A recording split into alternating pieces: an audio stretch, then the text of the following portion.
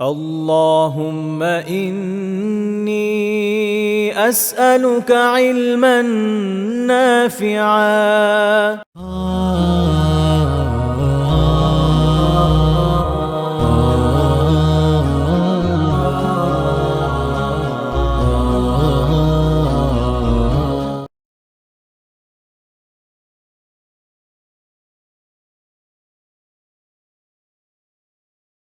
من يهده الله فلا مضل له ومن يضلله فلا هادي له وأشهد أن لا إله إلا الله وحده لا شريك له وأشهد أن محمدا عبده ورسوله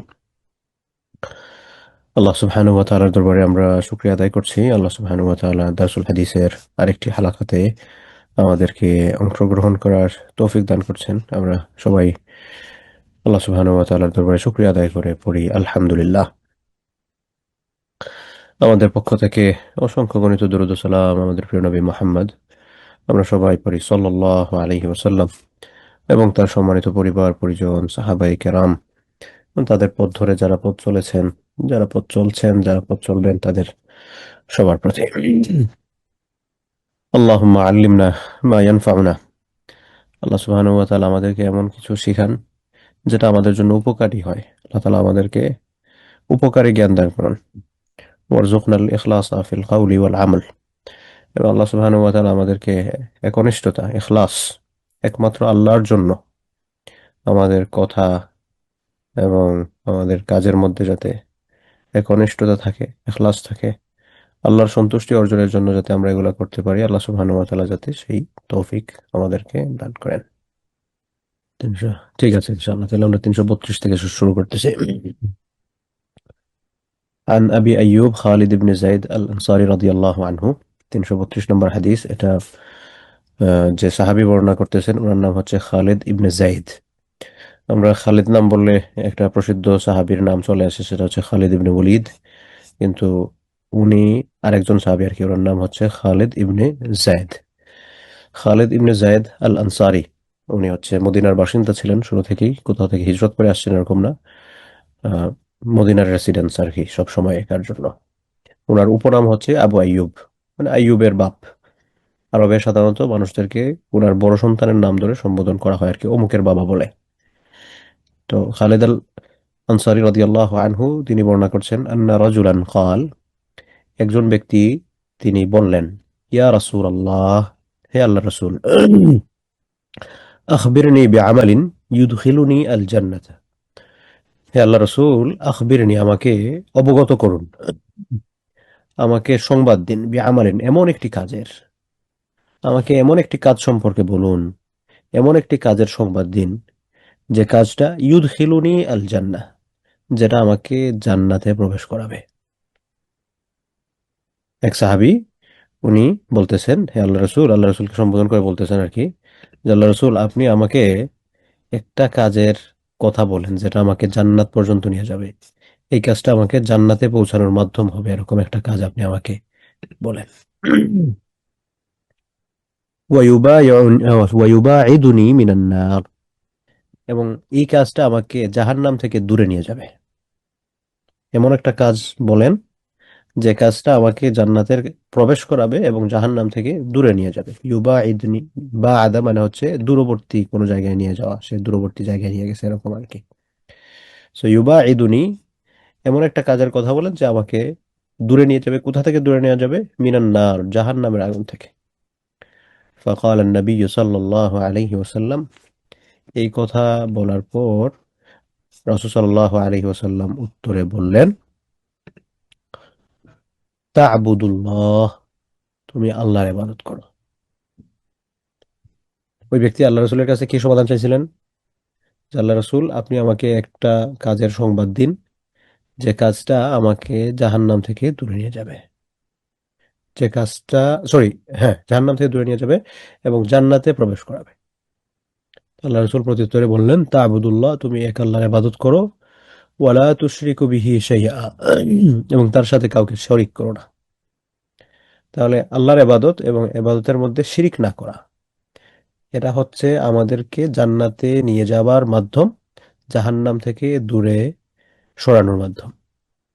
এরপরের কাজ, ওয়া তুকিমুস সালাহ, নামাজ কায়েম করো, ওয়া তু'তি যাকাত, এবং যাকাত আদায় করো, ওয়া তাসিলু আর রাহিমা, এবং আত্মীয়তার সম্পর্কগুলো রক্ষা করো। মুত্তাফাকুন আলাইহি, বুখারী মুসলিমের হাদিস। তাহলে এই হাদিসটা থেকে আমরা কি জানলাম? যে রাসূল সাল্লাল্লাহু আলাইহি ওয়াসাল্লাম একজন সাহাবীর জিজ্ঞাসার পরিপ্রেক্ষিতে ওই সাহাবী আল্লাহ রাসূলকে জানতে চেয়েছিলেন, ইয়া রাসূলুল্লাহ, আমাকে এমন কাজের কথা বলেন যে কাজ আমাকে জান্নাতে পৌঁছাবে, জাহান্নাম থেকে দূরে রাখবে। আল্লাহ রাসূল সাল্লাল্লাহু আলাইহি ওয়াসাল্লাম ওনাকে 4টা কাজের কথা বললেন। একটা কাজ হচ্ছে আল্লাহর ইবাদত করা এবং ইবাদতের মধ্যে কাউকে শরীক না করা। 2 নম্বর কাজ হচ্ছে নামাজ কায়েম করা। নামাজ কায়েম করা মানে কি শুধুমাত্র নিজেই নামাজ পড়ে বসে থাকা নয়, বরং আমার অধীনস্থ, আমার পরিমণ্ডলে যারা আছেন তারা যাতে নামাজ পড়তেছেন এই বিষয়টা আমি এনশিওর করা, অথবা তারা যদি না পড়েন তাইলে তাদেরকে পড়ার জন্য উৎসাহিত করা, তাদের প্রতি নামাজের দাওয়াত দেয়া, এই কাজগুলো যাতে আমি করি। 3 নম্বর কাজ হচ্ছে ওয়াতুতি যাকাত, যাকাত আদায় করা, ওয়া তাসিলু আর রাহিমা, এবং 4 নম্বর হচ্ছে আত্মীয়তার সম্পর্ক রক্ষা করা। তাইলে এই যে অনেক মানুষ আছেন ভাই ভাইয়ের সাথে কথা বলেন না, অনেক লম্বা দিয়ে কথা বলেন না দুনিয়াবি কোনো স্বার্থের জন্য, মারামারি মন কালাকালি হয়েছে, এখন আর কথা চাচা ভাতিজায় কথা হয় না, মামু ভাগিনায় কথা হয় না, বা অমুক অমুকের সাথে কথা হয় না। তো এই যে একজন আরেকজনের সাথে কথা না বলা, সম্পর্ক বিচ্ছিন্ন করা, এই সম্পর্ক বিচ্ছিন্ন করার আমাদের কারণটা কি? সম্পর্ক বিচ্ছিন্ন করার কারণ থাকে হচ্ছে আমাদের এই দুনিয়াবি কোনো একটা স্বার্থ, যেটার কারণে ওনার সাথে আমার মনোমালিন্য হয়েছে, এবং এই মনোমালিন্য হওয়ার পর এখন আর আমি ওনার সাথে যোগাযোগ করতেছি না, কন্ট্যাক্ট করছি না, কারণ হ্যাঁ উনি আমার সাথে এটা করলো, ওনার সাথে আর যোগাযোগ করবো না। তো রাসূল সাল্লাল্লাহু আলাইহি ওয়াসাল্লাম বলছেন যে আপনি যদি জান্নাতে যেতে চান, জাহান্নাম থেকে আপনাকে দূরে সরাতে চান, তাহলে যে কাজগুলো করতে হবে তার মধ্যে একটা হচ্ছে আত্মীয়তার সম্পর্ক রক্ষা করতে হবে। তো জান্নাতে যাওয়াটা আসলে তুলনামূলক মানে একেবারে পানের মতো সহজ যে বিষয়টা এরকম না, একটু কঠিন আছে। তো কঠিন কোনো কিছু করার জন্য তো আপনাকে সাফার করতে হবে। এখন আত্মীয়তার সম্পর্ক রক্ষা করা এটা একটু কঠিন জিনিস, ধরেন হুম? এটা একটু কঠিন জিনিস। তখন এই কঠিন জিনিসের মধ্যে আমরা যদি মনে করি যে না আমি স্বাভাবিকভাবে চললাম, সহজেই সমস্ত সবকিছু অর্জন হয়ে যাবে, না এটা তো সহজে অর্জন হবে না, কারণ এটা তো একটু কঠিন জিনিস, আপনাকে একটু ভোগাবে, সাফার করাবে। তো আপনি যেহেতু বলছেন যে আপনি সাফার করতে রাজি আছেন, কারণ আমি জান্নাতে তো যাইতে হবে, না এটা তো বিপদ। কারণ জান্নাতে যাওয়ার জন্য আমার কোন বিষয়গুলো এনশিওর করতে হবে? যে আমার আত্মীয়তার সম্পর্কটা রক্ষা হচ্ছে এই বিষয়টা এনশিওর করতে হবে। আত্মীয়তার সম্পর্ক যদি ইজি হয় তাহলে জান্নাতে যাওয়াটা ইজি হবে। জান্নাতে যাওয়া এত ইজি না, একটু কঠিন আছে। তো এই একটু কঠিন কি, কঠিন কাজগুলো আমাকে করতে হবে। কি কি করতে হবে? এক আল্লাহর ইবাদত করব, সেখানে কারোর সাথে কাউকে শরীক করব না, নামাজ কায়েম করব, যাকাত দিব, এবং আত্মীয়তার সম্পর্ক রক্ষা করব, সম্পদ খরচ করা, যাকাত দেয়া। এটা কিন্তু একটা মোটামুটি কঠিন জিনিস। আপনি হয়তো চিন্তা করবেন 100-তে 2.5 টাকা, এটা তো আর খুব বেশি না।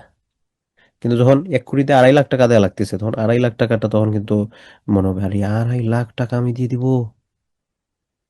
একটা মনের মধ্যে এটা খসখস করবে। তখন আপনি আল্লাহর জন্য করছেন, যখন করে ফেলবেন, তার মাধ্যমে আপনি আসলে জান্নাতে প্রবেশ করার মাধ্যম পাচ্ছেন, জাহান্নাম থেকে নিজেকে দূর করছেন। নামাজ পড়া, এই শীতের সকালে ফজরের সময় ওঠা, এটা তো একটু কষ্টদায়ক, হ্যাঁ, তারপর আমরা করতেছি, কেন করতেছি? জাহান্নামের আগুন থেকে সরার জন্য। তো এই জাহান্নামের আগুন থেকে আল্লাহ রাসূল সাল্লাল্লাহু আলাইহি ওয়াসাল্লাম ওই সাহাবীর জিজ্ঞাসার পরিপ্রেক্ষিতে বললেন, রাসূল সাল্লাল্লাহু আলাইহি ওয়াসাল্লাম, যে তুমি জাহান্নামের আগুন থেকে দূরে সরতে চাও আর জান্নাতে যেতে চাও, 4 কাজ করো। এক, আল্লাহর ইবাদত করো, শরীক করো না কাউকে, নামাজ কায়েম করো, যাকাত দাও, এবং হচ্ছে আত্মীয়তার সম্পর্ক রক্ষা করো। হুম? এটা হলো 332 নম্বর হাদিস, এবং হাদিসটা বুখারী মুসলিমের হাদিস। এরপরে 333 নম্বর হাদিস, আন সালমান ইবনে আমির রাদিয়াল্লাহু আনহু, সালমান রাদিয়াল্লাহু আনহু থেকে বর্ণিত। উনি আবার ওই সালমান ফার্সি যে উনি না, আরেকজন। আনিন নবী সাল্লাল্লাহু আলাইহি ওয়াসাল্লাম, তিনি আল্লাহ রাসূল থেকে বর্ণনা করছেন, নবী করিম সাল্লাল্লাহু আলাইহি ওয়াসাল্লাম থেকে বর্ণিত, বলেন, ইদা আফতারা আহাদুকুম ফালইফতির আলা তামরিন, তোমরা যখন ইফতার করো, রোজা সারাদিন রোজা রাখার পরে তোমরা যখন ইফতার করো, সে যেন খেজুর দিয়ে ইফতার করে। ফাইন্নাহু বারাকাতুন, তাইলে কেন খেজুর দিয়ে ইফতার করতে হবে? কারণ এটার মধ্যে বরকত আছে। এটার মধ্যে কি আছে? এটার মধ্যে বরকত আছে। ইদা আফতার আহাদুকুম, যখন তোমাদের কেউ ইফতার করে, ফাল ইফতির আলা তামারিন, সে যাতে খেজুর দিয়ে ইফতার করে। ফাইন্নাহু বারাকাহ, কারণ কি? কারণ হচ্ছে এটার মধ্যে বরকত আছে। ফাইল্লাম ইয়াজিদ তামরান, এখন দেখা গেল খেজুর নাই, খেজুর পাওয়া যাচ্ছে না। ফালমা, কারোর কাছে যদি খেজুর না থাকে তাহলে কি দিয়ে ইফতার করবেন? তাহলে হচ্ছে আপনি পানি দিয়ে ইফতার করবেন। ফাইন্নাহু তুহুরুন, কারণ এটা হচ্ছে পবিত্রতা। ওয়াকালা সাদাকাতু আলাল মিসকিনি সাদাকাহ, এরপর রাসূল সাল্লাল্লাহু আলাইহি ওয়াসাল্লাম বললেন যে আপনি সাদাকা যে করবেন, একজন মিসকিন, গরিব মানুষ, একজন মিসকিনকে আপনি সাদাকা করছেন, এটা সাদাকা হিসেবে গণ্য হবে। ওয়া আলা যির রাহিমি থিনতানি, আর এই অর্থ যেটা আপনি একজন মিসকিনের পিছনে ব্যয় করেছেন, একজন গরিব মানুষের পিছনে ব্যয় করেছেন, এটা তো তার জন্য সাদাকা হয়েছে। So, এই পয়সাটা আপনি যদি আপনার আত্মীয়তার সম্পর্ক আছে এরকম কারো পেছনে আপনি যদি ব্যয় করেন, যে আপনার একজন গরিব আত্মীয় বা এই টাইপের কেউ, হ্যাঁ, প্রয়োজনের শিকার আত্মীয়, এরকম কোনো প্রয়োজনের শিকার আত্মীয়র পিছনে যদি আপনি অর্থ ব্যয় করেন, আল্লাহ রসুল বলতেছেন সিনতানি, এখানে আপনি দুই সওয়াব পাবেন। কি কি? একটা হচ্ছে সাদাকা, সাদাকার সওয়াব পাবেন, ওয়াসিলাতুন, আর আরেকটা হচ্ছে আপনি আত্মীয়তার সম্পর্ক রক্ষা করছেন, এটার সওয়াব পাবেন। ঠিক আছে, এটা তিরমিজির হাদিস। তাহলে এখান থেকে আমরা কি বুঝলাম? যে রাসূল সাল্লাল্লাহু আলাইহি ওয়াসাল্লাম এখানে কয়েকটা বিষয়ে কথা বলছেন হাদিসটাতে। ইফতারের কথা মেনশন করছেন যে তোমরা যদি ইফতার করো, তাহলে ইফতার করলে তোমরা খেজুর দিয়ে ইফতার করো, হ্যাঁ? কারণ এটার মধ্যে বরকত আছে। এখন দেখা গেল যে খেজুর নাই, খেজুর না থাকলে কি দিয়ে আমরা ইফতার করব? যে খেজুর না থাকলে আমরা ইফতার করব হচ্ছে পানি দিয়ে। আচ্ছা, আরেকটা হাদিসে আছে, এটা হয়তো আপনারা অনেকে জানেন, রাসূল সাল্লাল্লাহু আলাইহি ওয়াসাল্লাম ইফতার করার শুরুটা করেছেন ওই যে কাঁচা খেজুর দিয়ে, রুতাব বলা হয় আর কি এটাকে। আল্লাহ রসুল কাঁচা খেজুর দিয়ে ইফতার করার জন্য আমাদেরকে বলেছেন। তো সাধারণত আমাদের এখানে কাঁচা খেজুর সাধারণত পাওয়া যায় না, রুতাব যেটা। তাহলে যদি দেখা যায় যে আমাদের এখানে কাঁচা খেজুর নাই, তাহলে আমরা ওই যে শুকনা খেজুর আমাদের বাসায় যেটা থাকে আর কি নর্মালি, আমরা সেটা দিয়ে করতে পারি, কোনো সমস্যা নাই। আর যদি এই খেজুরটা না থাকে, তাহলে আমরা পানি দিয়ে ইফতারটা করা। তো এটা এখান থেকে আমরা ইফতারের একটা আদব শিখলাম, যারা আমরা জানি না আর কি। সামনে রমাদান আসতেছে, তো আমরা রমাদানের জন্য একটা কাজে দেবে, আমরা অলরেডি রজবের কয়েক তারিখ চলে গেছে। সো রমাদান আমাদের কাছে পৌঁছবে 2 মাসের চেয়ে কম সময়ে, আমরা অলরেডি চলে আসছি। তো সেই হিসাবে আমরা এই হাদিস থেকে যে আদবটা শিখলাম, যে শিষ্টাচার, সেটা আমরা কাজে লাগাতে পারি। যে আমরা যদি কাঁচা খেজুর ব্যবস্থা করতে পারি তাহলে কাঁচা খেজুর দিয়ে, আর কাঁচা খেজুর না থাকলে আমরা খেজুর দিয়ে ইফতার করব। সাধারণত আমরা সবাই করার চেষ্টা করি। আর খেজুর যদি না থাকে তাহলে পানি দিয়ে ইফতার করা। হুম। এরপরে আল্লাহ রসুল বললেন এই হাদিসের শেষাংশে যে দেখো, মিসকিন মানুষের পেছনে তোমরা যে ব্যয় করো, গরিব মানুষের পেছনে, এটা সাদাকার সওয়াব পাবা। কিন্তু এটা যদি তোমার আত্মীয় যারা আছেন তাদের পেছনে ব্যয় করো, প্রয়োজনের শিকার আত্মীয়, গরিব আত্মীয়, হ্যাঁ, এটাই হচ্ছে ভাবার তো আর কি। তাহলে তোমরা সাদাকারও সওয়াব পাচ্ছ, আর একটা হচ্ছে আত্মীয়তার সম্পর্ক যে রক্ষা করতেছো সেটারও সওয়াব পাচ্ছ। এবং এই সংক্রান্ত আরো কিছু হাদিস কিন্তু আমাদের আগে গেছে। আম, যেমন আপনাদের মনে আছে কিনা যে আব্দুল্লাহ ইবনে মাসউদ রাদিয়াল্লাহু আনহু এবং তার স্ত্রীর ঘটনা। উনি আল্লাহ রাসূলকে জিজ্ঞেস করেছিলেন যে আমি আমার হাজবেন্ডের পেছনে যে ব্যয় করি এটা কি সাদাকা হবে কিনা, আপনাদের মনে থাকার কথা আর কি। এরপরে 334 নম্বর হাদিস, আন ইবনে উমর রাদিয়াল্লাহু আনহুমা, হাদিস যিনি বর্ণনা করতেছেন উনি হচ্ছেন উমর রাদিয়াল্লাহু আনহুর ছেলে, ইসলামের যে তৃতীয় খলিফা উমর রাদিয়াল্লাহু আনহু, ওনার ছেলে। ওনার নাম হচ্ছে আব্দুল্লাহ ইবনে উমর রাদিয়াল্লাহু আনহুমা। কানাত তাহতি ইমরাআতুন, আমার একজন মহিলা ছিলেন, আমার একজন মহিলা ছিলেন, মানে হচ্ছে আমার একজন ওয়াইফ ছিলেন আর কি। আমার একজন ওয়াইফ ছিলেন। ওয়া কুনতু উহিব্বুহা, এবং আমি আমার এই ওয়াইফকে খুব পছন্দ করতাম, ভালোবাসতাম। ওয়া কানা উমরু ইয়াকরাহুহা, কিন্তু উমর রাদিয়াল্লাহু আনহু তিনি এটা অপছন্দ করতেন। এটা বলতে কোনটা, মানে উনি যে ওনার ওয়াইফকে পছন্দ করেন এটা না, মানে উনি আহ ওনার ছেলের বউকে, অর্থাৎ ওমর রাদিয়াল্লাহু আনহু ওনার ছেলের বউকে অপছন্দ করলেন, পছন্দ করলেন না। ফাকাল লি তাল্লিকহা, এরপরে ওমর রাদিয়াল্লাহু আনহু ওনার ছেলেকে বললেন, আব্দুল্লাহ ইবনে ওমর বলতেছেন আমার পিতা আমাকে বললেন তাল্লিকহা, তুমি তাকে তালাক দাও। ফাআবাইতু, তখন উমর রাদিয়াল্লাহু আনহুর যে ছেলে, উনি অস্বীকার করলেন, ডিনাই করলেন আর কি, যে না আমি তালাক দিতে পারবো না, আমি তালাক দিতে পারবো না। ফাআতা উমর রাদিয়াল্লাহু আনহু আন-নবিয়্য সাল্লাল্লাহু আলাইহি ওয়াসাল্লাম, এরপরে ওমর রাদিয়াল্লাহু আনহু তিনি আল্লাহ রাসূল সাল্লাল্লাহু আলাইহি ওয়াসাল্লামের কাছে আসলেন, আল্লাহ রাসূল সাল্লাল্লাহু আলাইহি ওয়াসাল্লামের কাছে আসলেন।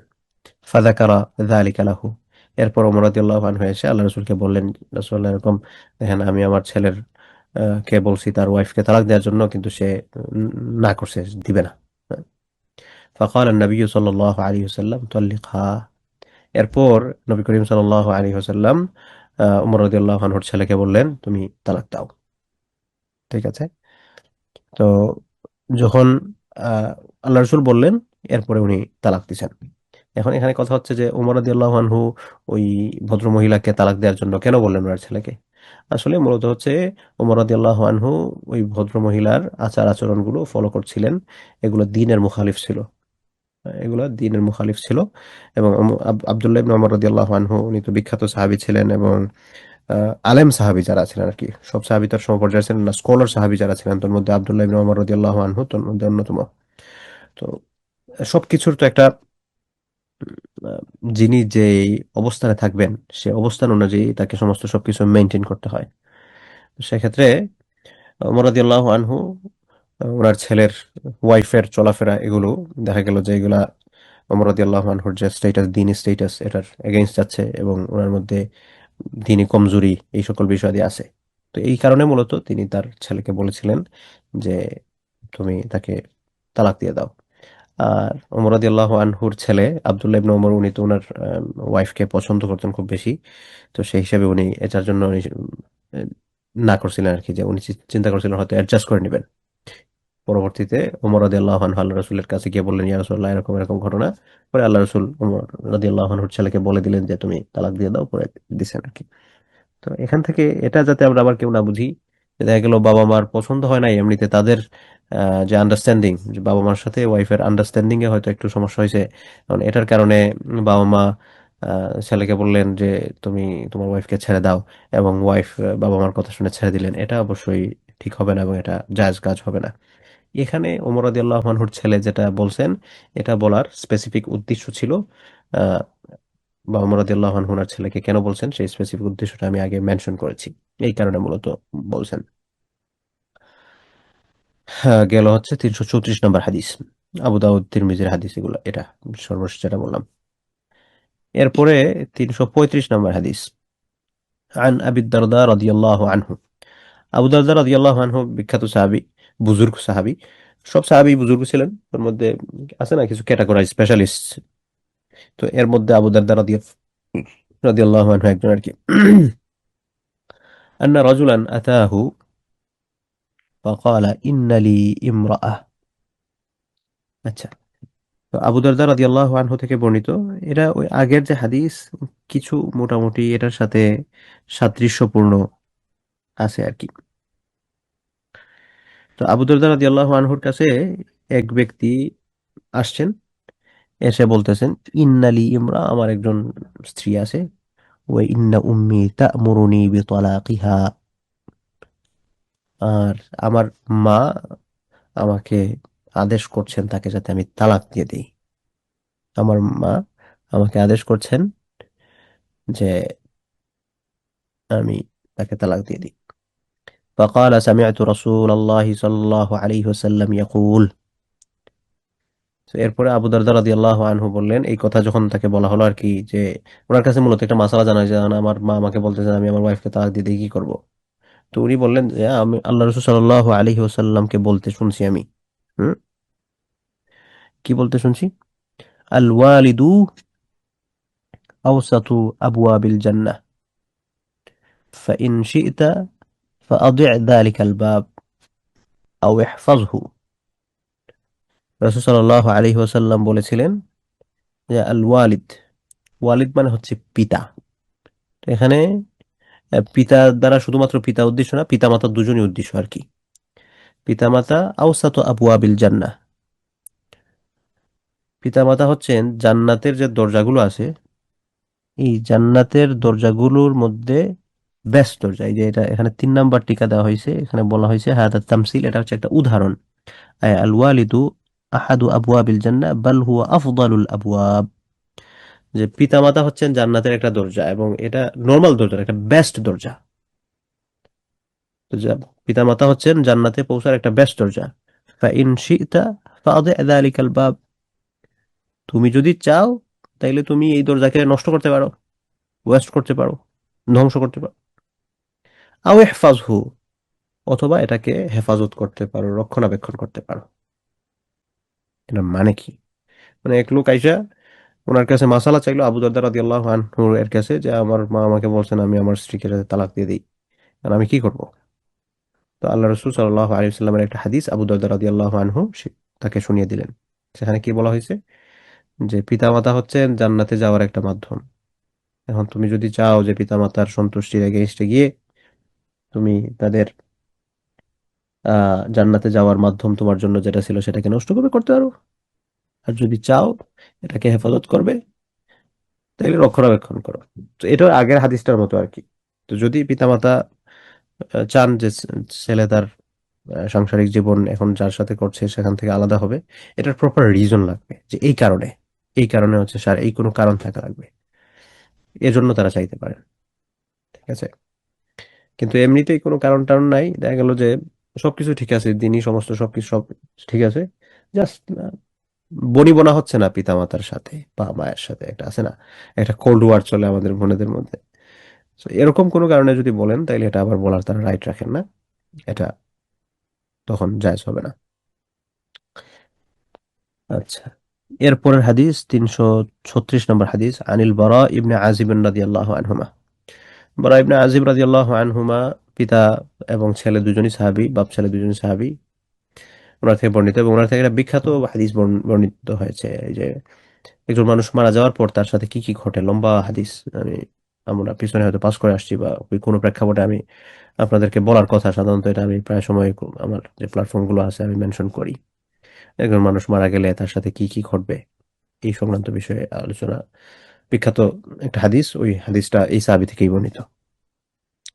যাই হোক, তো বারা ইবনে আজিব রাদিয়াল্লাহু আনহুমা থেকে বর্ণিত, আনিন নবী সাল্লাল্লাহু আলাইহি ওয়াসাল্লাম, আল্লাহ রাসূল সাল্লাল্লাহু আলাইহি ওয়াসাল্লাম থেকে বর্ণিত, তিনি বর্ণনা করতেছেন আর কি, নবী করিম সাল্লাল্লাহু আলাইহি ওয়াসাল্লাম থেকে, যে আল খালাতু বিমানজিলাতিল উম্মি।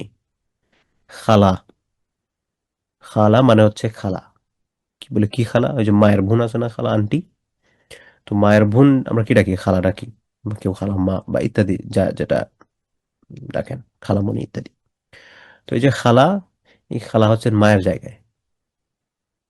আল খালাতু বিমানজিলাতিল উম্মি। খালা হচ্ছেন মায়ের স্ট্যাটাসের সমপর্যায়ের।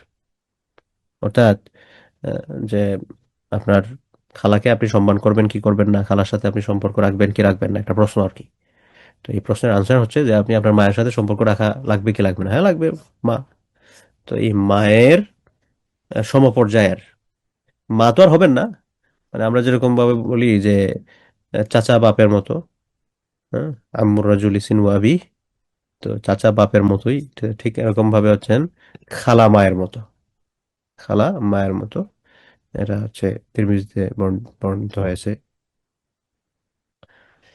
তো এখান থেকে আমরা আশা করি বুঝতে পারছি।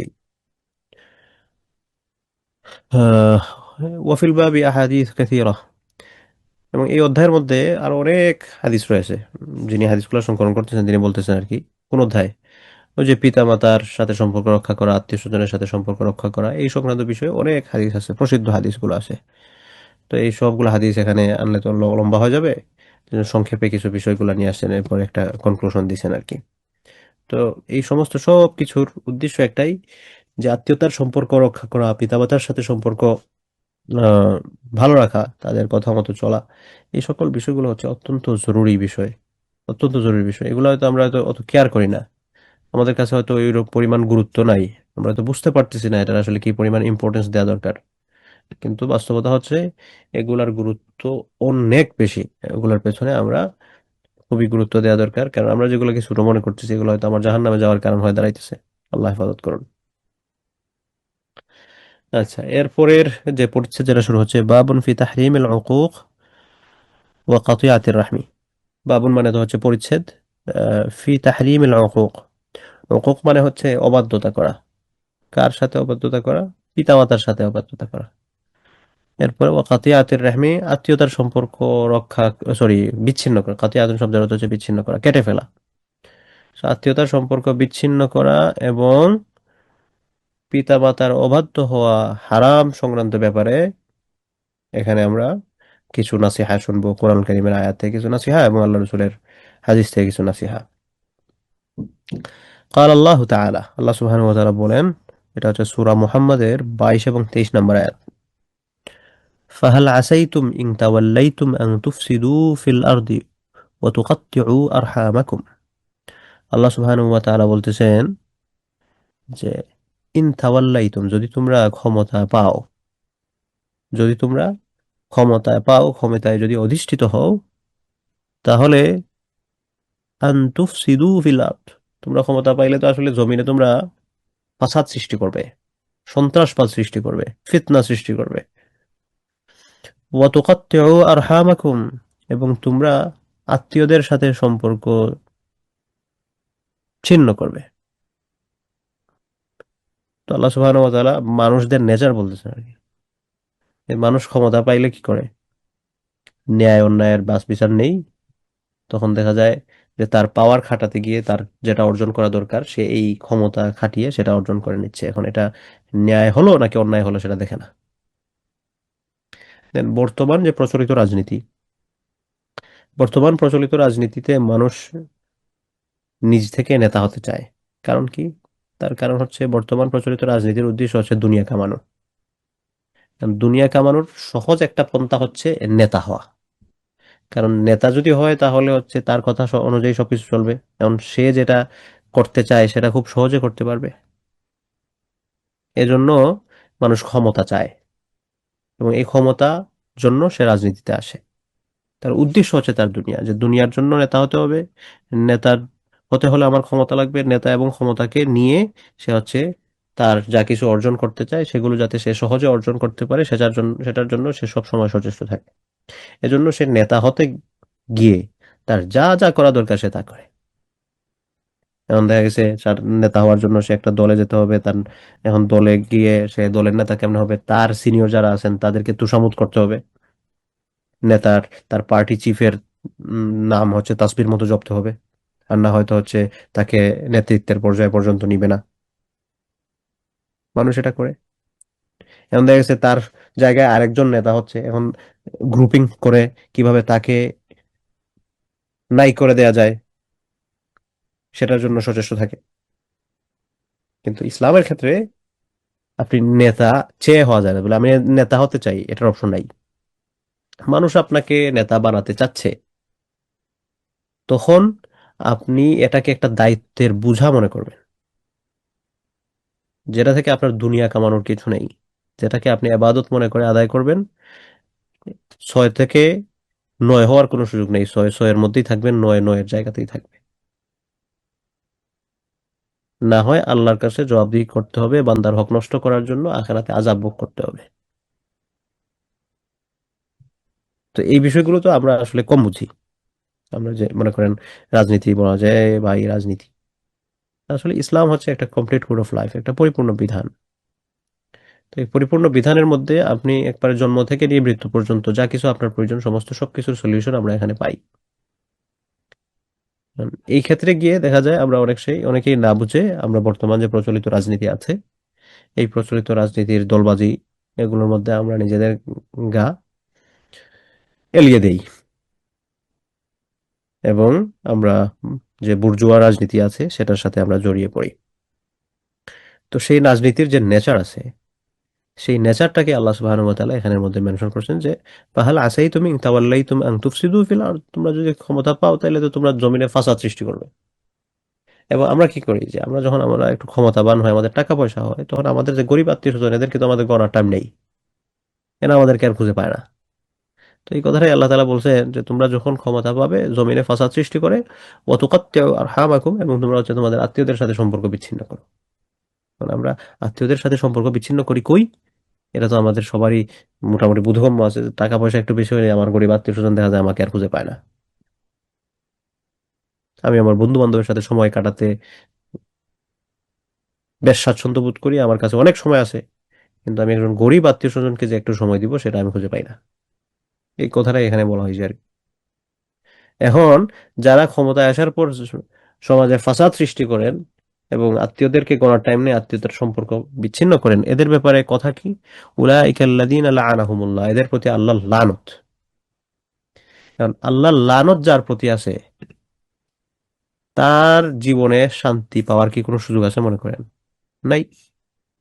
ভাই আপনি যার মাধ্যমে দুনিয়া এবং আখিরাতের শান্তিতে থাকবেন, তিনি হচ্ছেন আল্লাহ তাআলা। এখন যিনি হচ্ছেন আপনার ভরসা, তিনি যদি আপনার লানত দেন, তাইলে আপনার কি যাওয়ার জায়গা আছে? নাই।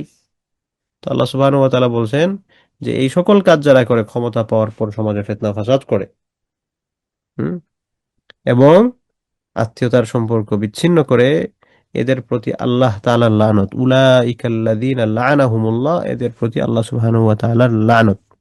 ফাআসাম্মাহুম ওয়া আ'মা আবসারাহুম, আল্লাহ সুবহানাহু ওয়া তাআলা এদেরকে আসাম্মাহুম, আল্লাহ সুবহানাহু ওয়া তাআলা এদেরকে বধির বানিয়ে দেন। ওয়া আ'মা আবসারাহুম, এবং এদেরকে কানা বানিয়ে দেন, এরা দেখে না, সঠিক বিষয় শুনে না, সঠিক বিষয় দেখে না।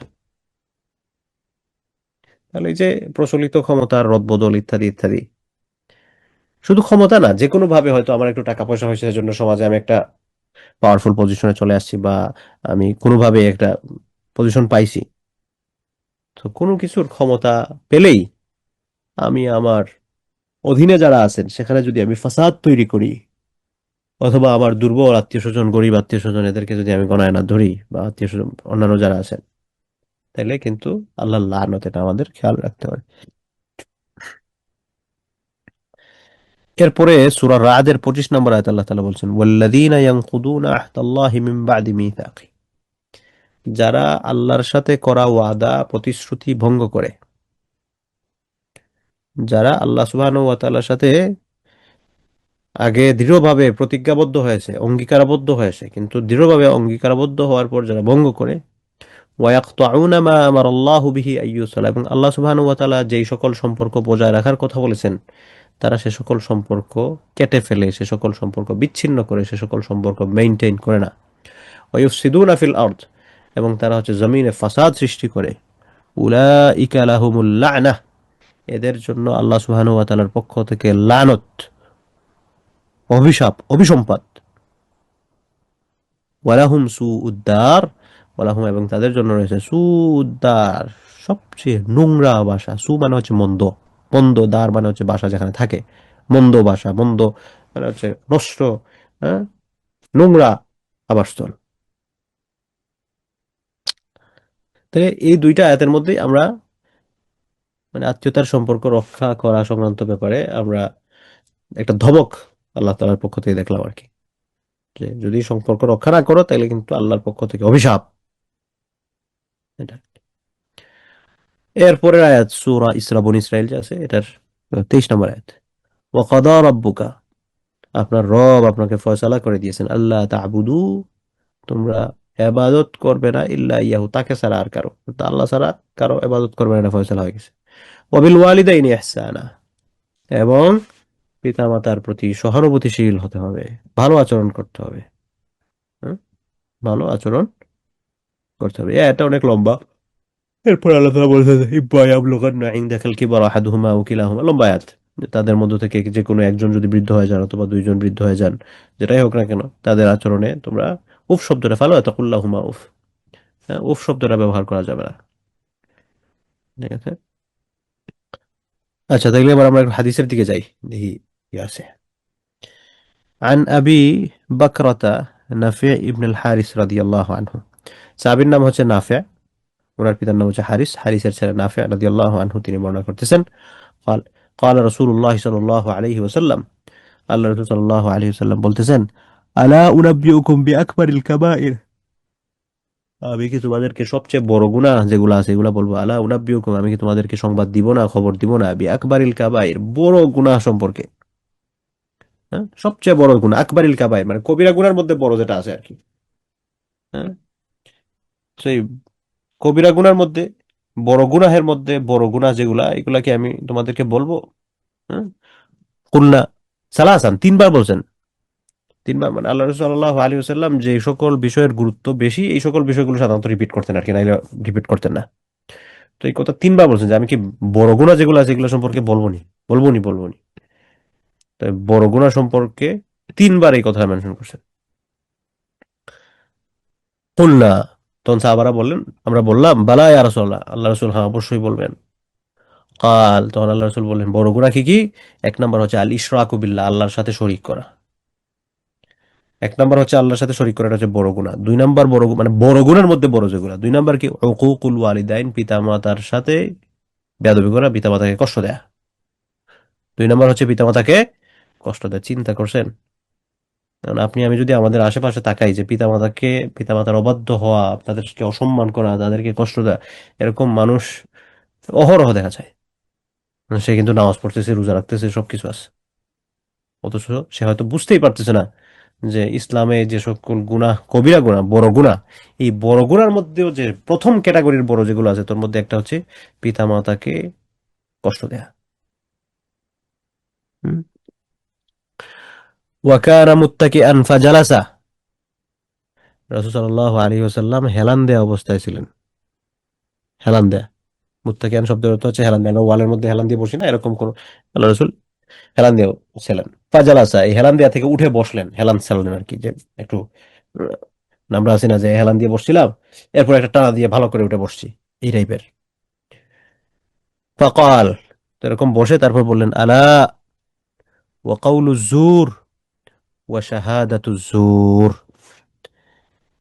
এরপরে রাসূল সাল্লাল্লাহু আলাইহি ওয়াসাল্লাম বললেন, এই যে শুনে রাখো, মিথ্যা কথা, মিথ্যা সাক্ষী, এটা হচ্ছে বড় গুনাহ। মিথ্যা সাক্ষী দেয়া, সাক্ষীর ব্যাপারে মিথ্যা বলা, এগুলা হচ্ছে বড় গুনাহ। বাকিগুলা তো বড়, মানে বড়র মধ্যে বড় ক্যাটাগরির। ফামা জালা ইউকাররিরুহা হাত্তা কুলনা লাইতাহু সাকাতা। তো রাসূল সাল্লাল্লাহু আলাইহি ওয়াসাল্লাম এই যে কথা, এটা বারবার বলতেছেন। ফামা জালা ইউকাররিরুহা, বারবার তিনি তাকরার করতেছেন, পুনরাবৃত্তি বলতেছেন। And বলতে বলতে হাত্তা কুলনা লাইতাহু সাকাতা, আরে আল্লাহ রাসূল যদি এটা আর না বলতেন, মানে এত বেশি বলতেন আল্লাহ রসুল, আবার বললেন ইয়া রাসূলুল্লাহ, আর বলার দরকার নেই, এই টাইপের আর কি। একজন আরেকজনকে বলতেছেন ইয়া রাসূল, রাসূল সাল্লাল্লাহু আলাইহি ওয়াসাল্লাম যদি এটা আর না বলতেন। তাহলে এখান থেকে আমরা বুঝতে পারলাম যে কবিরা গুনাহ যেগুলো আছে, এর মধ্যে বড় পর্যায়ের কবিরা গুনাহগুলো কি কি। যে বড় পর্যায়ের কবিরা গুনাহগুলোর মধ্যে একটা হচ্ছে আল্লাহর সাথে শরীক করা, আরেকটা হচ্ছে পিতা মাতাকে কষ্ট দেয়া, আরেকটা হচ্ছে মিথ্যা সাক্ষী, সাক্ষীর ব্যাপারে মিথ্যা বলা। হুম, মিথ্যা সাক্ষী মারাত্মক জিনিস, মারাত্মক জিনিস। মুত্তাফাকুন আলাইহি, বুখারী মুসলিমের হাদিস। এরপরে ৩৩৮ নম্বর হাদিস। عن عبد الله بن عمرو بن العاص رضي الله عنهما, হাদিস বর্ণনা করতেছেন আব্দুল্লাহ রাদিয়াল্লাহু আনহু। বিখ্যাত কয়েকজন আব্দুল্লাহ ছিলেন, একজন হচ্ছে আব্দুল্লাহ ইবনে মাসউদ, আরেকজন হচ্ছেন আব্দুল্লাহ ইবনে আমর ইবনুল আস, আরেকজন হচ্ছেন আব্দুল্লাহ ইবনে উমর, আরেকজন হচ্ছে আব্দুল্লাহ ইবনে আব্বাস। আব্দুল্লাহ ইবনে মাসউদ তো হচ্ছেন বিখ্যাত মুফতি সাহাবী, যাকে বলা হয় আর কি। হুম, ফকিহ ছিলেন, ইসলামী আইন, ফিকাহ, এগুলো সম্পর্কে ওনার বুৎপত্তি খুব বেশি ছিল। আব্দুল্লাহ ইবনে আব্বাস আল্লাহ রাসূলের চাচাতো ভাই। হুম, উনি তাফসীর ব্যাপারে খুব পারদর্শী ছিলেন, এবং তাফসীর গুলো ওনার ক্ষেত্রে অনেক ক্ষেত্রে সম্পৃক্ত হয়ে গিয়ে গিয়ে আল্লাহ রসুল পর্যন্ত পৌঁছতে আর কি। আর আব্দুল্লাহ ইবনে ওমর হচ্ছেন তো ওমর রাদিয়াল্লাহু আনহুর ছেলে, আর আব্দুল্লাহ ইবনে আব্বাস হচ্ছেন আল্লাহ রসুলের চাচাতো ভাই, আব্বাস রাদিয়াল্লাহু আনহুর ছেলে। আর আরেকজন বিখ্যাত আব্দুল্লাহ হলেন আব্দুল্লাহ ইবনে আমর ইবনুল আস। বাবা ছেলে দুইজনই মুসলিম ছিলেন, সাহাবী ছিলেন। আলী নবী সাল্লাল্লাহু আলাইহি ওয়াসাল্লাম قال, আল্লাহ রাসূল সাল্লাল্লাহু আলাইহি ওয়াসাল্লাম থেকে বর্ণিত, বর্ণনা করছেন আল কাবাইর, কবিরা গুনাহ কি কি। কয়েকটা কবিরা গুনার কথা বর্ণনা করতেছেন আর কি। কি কি কবিরা গুনাহ? আল ইশরাকু বিল্লাহ, এক নাম্বার হচ্ছে আল্লাহর সাথে শরীক করা।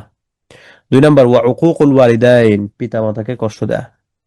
ওয়া কাতলুন নাফস, তিন নাম্বার হচ্ছে মানুষকে হত্যা করা, মানুষকে হত্যা করা। অথচ আজকে দেখা যায় এটা আমাদের জন্য কমন হয়ে গেছে, মারামারি লেগে একজন আরেকজনকে হত্যা করে ফেলছে, একজন আরেকজনকে মেরে ফেলছে, পানি ভাত ঢাল ভাত। হুম, অথচ আল্লাহ সুবহানাহু ওয়া তাআলা বলছেন ওয়া মান কাতালা মুমিনান মুতাআম্মিদান ফাজাযাউহু জাহান্নাম, যে ব্যক্তি ইচ্ছাকৃতভাবে একজন মুমিনকে হত্যা করবে, তার স্থান হচ্ছে জাহান্নাম, খালিদান ফিহা, সব সময় সেখানে থাকবে। মানুষকে হত্যা করা হচ্ছে এমন একটা অপরাধ যে চিরস্থায়ী জাহান্নামী শাস্তি হওয়া। ওয়া কাতলুন নাফস, তাহলে এখানে আমরা কি পেলাম? বড় গুনাহ হচ্ছে আল্লাহর সাথে শরীক করা, 2 নম্বর হচ্ছে পিতামাতার অবাধ্যতা, মানে অবাধ্যতা না, মানে পিতামাতাকে কষ্ট দেয়া, উকুকুল ওয়ালিদাইন, পিতামাতাকে কষ্ট দেয়া। এরপরে হচ্ছে এখানে আরেকটা বিষয়, উকুক মানে হচ্ছে অবাধ্যতা, আবার এই অবাধ্যতার মধ্যে শারঈ অবাধ্যতা যেগুলো আছে, মানে শরীয়ত যেগুলার পারমিশন দিচ্ছে সেগুলোর সমস্যা নাই, কিন্তু এমনিতে অবাধ্যতা এমন অবাধ্যতা যেটা তাদেরকে কষ্ট দেয়, তাদেরকে কষ্ট দেয়া। ওয়াকাতলুন নফস, এবং মানুষকে হত্যা করা। ওয়াল ইয়ামিনুল গামুস, মিথ্যা কসম করা। একটা মিথ্যা জিনিস আপনি বলেন আল্লাহর কসম করে বলতেছে, এটা এরকম, ঠিক আছে? মিথ্যা কসম করা। ওই ইয়ামিন আল গামুস কি, এটার ব্যাখ্যা দিতেছেন এখানে, আল্লাতী ইয়াহলিফুহা কাযিবান আমিদান, যে ইচ্ছাকৃতভাবে মিথ্যা কসম করে, হলফ করে।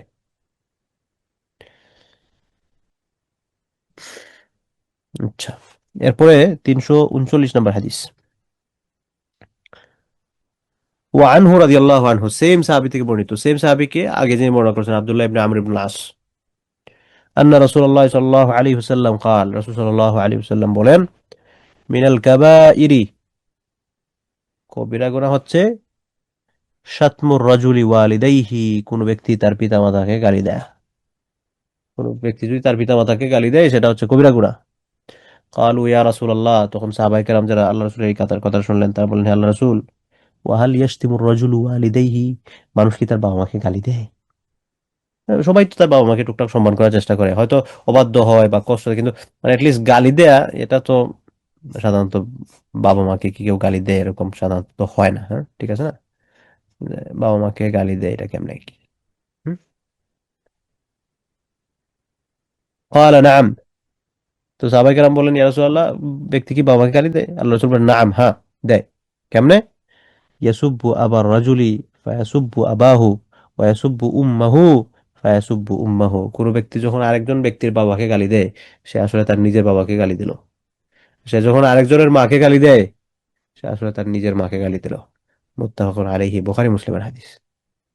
মানে কি, মানুষ মার, দেখবেন লাগালাগি করলে একজন আরেকজনকে অমুক অমুক অমুকের বাচ্চা, অমুক এই সেই, হ্যাঁ এরকম করে বলে। আপনি যখন আরেকজনকে বলছেন অমুকের বাচ্চা, বা একটা খারাপ শব্দ বলে বা একটা খারাপ গালি, যেটা হচ্ছে তার পিতার প্রতি যাচ্ছে, তো তার পিতার প্রতি গিয়ে এটা মূলত তার পিতার দিকেই যাচ্ছে, বিষয়টা এরকম নয়, এটা আপনার পিতার দিকে ফিরে আসতেছে। আর আপনার পিতার দিকে ফিরে আসাটা আপনার জন্য কবিরা গুনাহ হচ্ছে।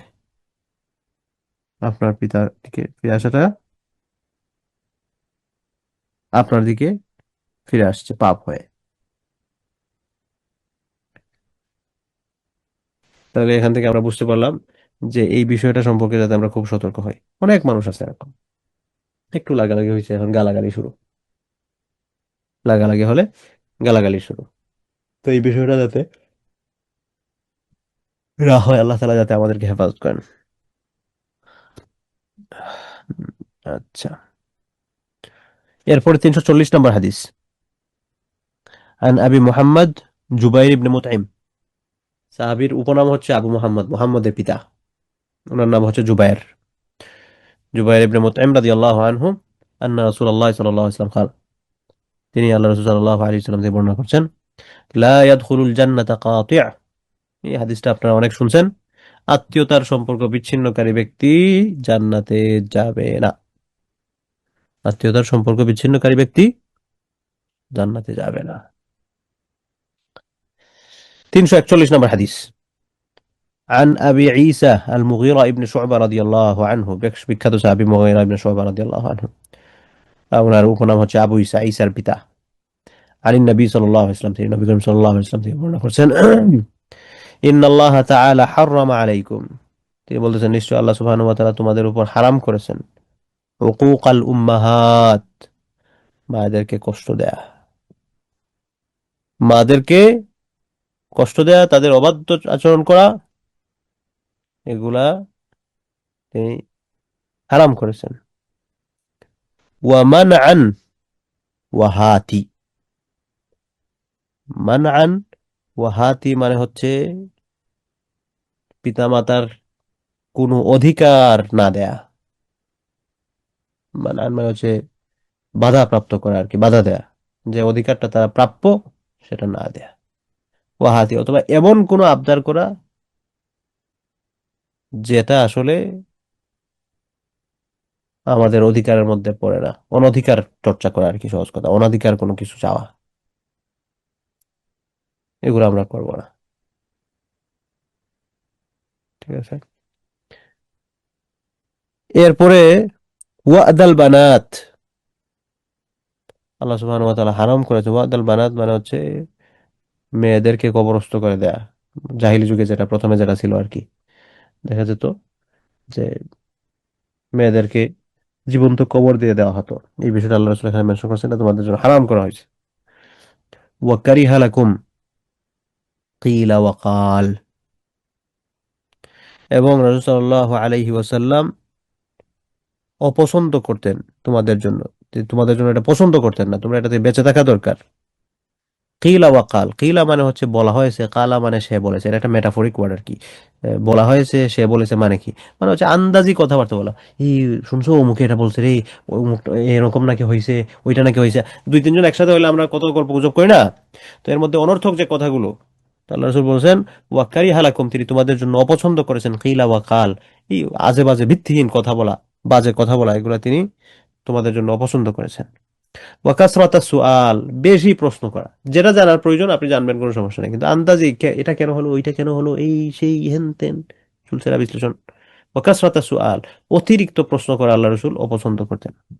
ওয়া ইদাআতাল মাল, এবং অতিরিক্ত সম্পদ অপচয় করা। এমনি সম্পদ আপনি প্রয়োজনে খরচ করবেন, কিন্তু সম্পদ অপচয়, যেটা আন্দাজি খরচ করতেছেন, হ্যাঁ, মাল বিনষ্ট করা, অপচয় করা, এই অপচয় করাটা রাসূল সাল্লাল্লাহু আলাইহি ওয়াসাল্লাম তোমাদের জন্য অপছন্দ করতেন। মুত্তাফাকুন আলাইহি, বুখারী মুসলিমের হাদিস। তাহলে রাসূলের হাদিসে রাসূল সাল্লাল্লাহু আলাইহি ওয়াসাল্লাম কিছু বিষয় বলছেন হারাম। কি কি হারাম? পিতামাতার অবাধ্য হওয়া, মায়ের অবাধ্য হওয়া, অবাধ্যতা, কষ্ট দেয়া, তাদের অধিকার না দেয়া, অনাধিকার চর্চা হারাম করেছেন। তারপর মেয়েদেরকে জীবন্ত কবরস্থ করা হারাম, এবং তিনি তোমাদের জন্য অপছন্দ করতেন যে তোমরা অতিরিক্ত কথা বলো। অতিরিক্ত কথা বললা তিনি তোমাদের অপছন্দ করতেন। এবং অতিরিক্ত প্রশ্ন করা অপছন্দ। আর আপনি একটা জিনিস জানার জন্য বারবার প্রশ্ন করতেছেন, এটা হারাম না, কিন্তু এটা দরকার নাই, যেটা আপনি দরকার নাই সেটা আপনি কেন করবেন। বা ইদাআতাল মাল, মাল অপচয় করা, অপচয় করা আবার হারাম। এটা শুধু অপছন্দ না, এটা কিন্তু হারাম। ইন্নাল মুবাযযিরিনা কানু ইখওয়ানা শায়াতিন, যারা অপচয় করে তারা হচ্ছে শয়তানের ভাই। এখানে কি কেউ আছেন যে শয়তানের ভাই ব্রাদার হতে চান? কেউ নাই। শয়তানের ভাই ব্রাদার হতে হইলে অপচয় করলেন আর কি, তাকে শয়তানের ভাই ব্রাদার হতে পারবেন। হুম। তো এখানে কিছু শব্দের ব্যাখ্যা করছেন, ওই যে আগে এখানে মান আন বলছেন, মান আন মান, মান উ মা ওয়াজাবা আলাইহি, তাদের উপর যেটা আবশ্যক, যেটা দেয়া সেটা না দেয়া আর কি, বাধা দেয়া। হাতি মানে হচ্ছে তলাবু মা লাইসা লাহু, এমন কিছু চাওয়া যেটা তাদের নাই। হুম। অনধিকার চর্চা যেটা আর কি। And ওয়াদুল বানাত, ওয়াদুল বানাত মানে হচ্ছে দাফনুহুন্না ফিল হায়া, জীবিত অবস্থায় দাফন করে দেয়া। আর ওই যে কিলা ওয়াকাল, বলা হয়েছে সে বলছে, এরকম মানে আল হাদিস, বিকুল্লি মা ইয়াসমাহু, যাই শুনে সেটাই এটা সম্পর্কে কথা বলা, আন্দাজি ভিত্তিহীন কথাবার্তা বলা আর কি।